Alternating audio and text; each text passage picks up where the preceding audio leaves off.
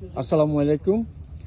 এখন আপনাদেরকে যেটা দেখাচ্ছি সেটা হলো বরগুনার তালতলির কি চর এটা নির্জার চরের এই যে সমতল ভূমিটা, এটি দেখুন এতটাই সুন্দর যে এই অবাক করার মতো ব্যাপার হলো বিচ এরিয়াতে এরকম ঘাস দিয়ে সাজানো।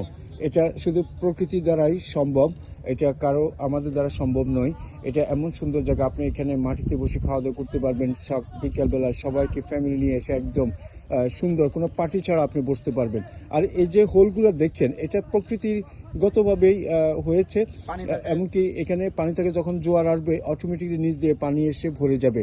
আর যখন পানি নেমে যাবে তখন দেখবেন যে এই সুন্দর ঘাসগুলো কত মসৃণ, কত স্মুথলি করা হয়েছে, সেটা দেখতেই অসাধারণ লাগে। আপনি এখানে এসে আর যেতেই চাইবেন না যে বিকেলটা আমি এখানে থেকে যাই, এমনকি উপভোগ করে যাই এই সুন্দর এই দৃশ্যটা। এমনকি এই ঘাসের মনে হয় যেন একটা ব্ল্যাঙ্কেট পরিয়ে রেখেছে।